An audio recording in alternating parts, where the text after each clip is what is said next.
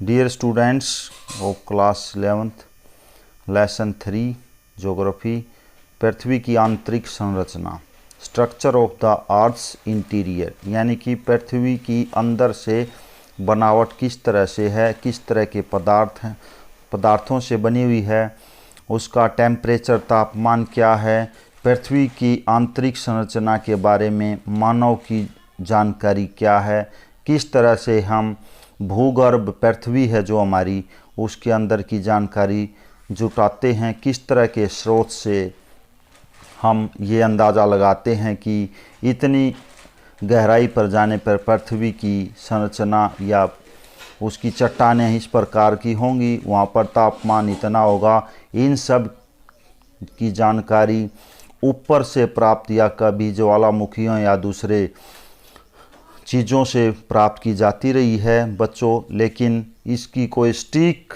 जानकारी नहीं है। फिर भी भूगोलवेताओं ने जो जानकारी समेटी है उसको इस लेसन के माध्यम से हम पढ़ेंगे। So let's start. भूगर्भ की जानकारी के स्रोत, सोर्सेज। किन माध्यमों से पृथ्वी की आंतरिक संरचना के बारे में जानते हैं? पृथ्वी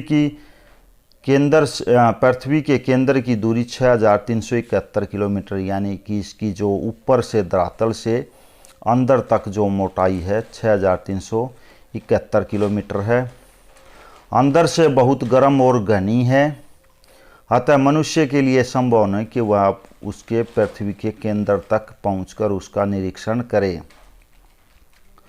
वहाँ के पदार्थों के नमूने सैंपल्स ले आए, ऐसा संभव नहीं है क्योंकि पृथ्वी का आंतरिक भाग बहुत ही गर्म है और दृश्य विजिबल न होने के कारण पृथ्वी के बारे में हमारा ज्ञान सीमित है। जैसे मैंने पहले बताया आपको, पृथ्वी की आंतरिक जो भीतरी जानकारी है, हमारी अधिकतर जानकारी इनडायरेक्ट है, परोक्ष रूप से है, अनुमानों के आधार पर है। प्रत्यक्ष स्रोत और अप्रत्यक्ष स्रोत के बारे में यहाँ बताया गया है।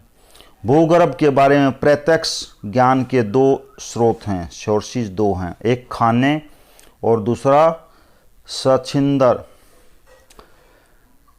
तथा ज्वालामुखी उद्गार। विश्व की सबसे गहरी खान दक्षिण अफ्रीका में रॉबिन्सन गर्त है। गर्त मीन्स दर्रा खान। सोने की यह खान 4 किलोमीटर से कुछ कम गहरी है। तेल की खोज में खोदे गए कुओं की गहराई भी 8 किलोमीटर से अधिक नहीं हो पाई है।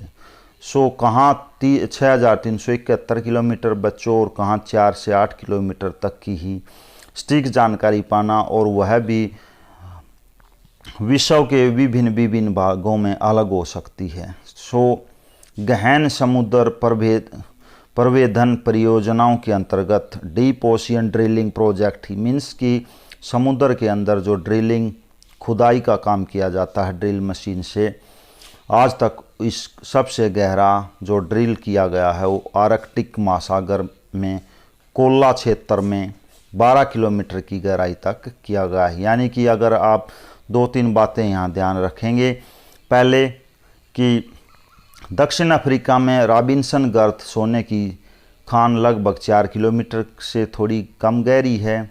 तेल की खोज में खोदे गए कुएं 8 किलोमीटर से अधिक नहीं हैं, और आर्कटिक महासागर में कोल्ला क्षेत्र में 12 किलोमीटर की गहराई तक छेद या ड्रिल किया गया है। ये तीनों गहराइयाँ पृथ्वी के केंद्र की दूरी से 6371 किलोमीटर की तुलना में नगण्य हैं, यानी कि कुछ भी नहीं है। दूसरा, ज्वालामुखी उद्गार। भूगर्भ की प्रत्यक्ष जानकारी का एक अन्य स्रोत है ज्वालामुखी उद्गार। इन उद्भेदनों से प्राप्त लावा धरातल पर आने के बाद प्रयोगशाला अन्वेषण के लिए उपलब्ध होता है। यद्यपि इनसे यह पता नहीं चलता कि मैग्मा की गहराई कितनी गहराई से निकला है, यानी कि ऊपर तो आ जाता है ज्वालामुखी और वहाँ पर लैब टेस्टिंग के लिए चला जाता है पदार्थ, लेकिन यह सटीक अनुमान लगाना बच्चों बहुत ही मुश्किल है कि यह लावा जो ज्वालामुखी है कितने अंदर से पृथ्वी के ऊपर आया है। कुछ और रोचक जानकारी।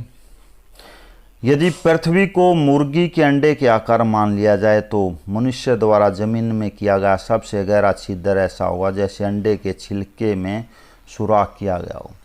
यानी कि पृथ्वी की मोटाई को देखते हुए, गहराई को देखते हुए अगर अंडे को पृथ्वी मान लिया जाए और छिलके मात्र तक ही हमारी पहुंच हो तो पृथ्वी की खुदाई या गहराई इस तरह से ही इंसान अभी तक पहुंच पाया है।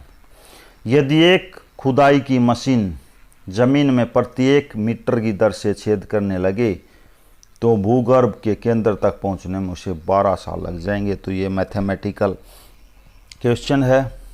समुद्री नीतल सबसे गहरी खान 8.8 किलोमीटर, सबसे गहरी सछिद्र 12 किलोमीटर, सबसे गहरी समुद्री खाई 11 किलोमीटर।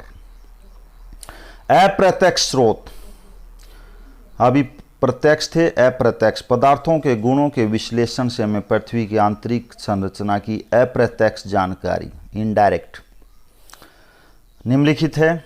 घनत्व डेंसिटी पर आधारित प्रमाण, प्रेशर दबाव पर और टेम्परेचर तापमान पर आधारित प्रमाण और उल्कापिंडों पर आधारित प्रमाण, भूकंपीय तरंगों पर आधारित प्रमाण। ये सब पांचों चीज़ें हम नेक्स्ट वीडियो में पढ़ेंगे। Thank you and have a nice day.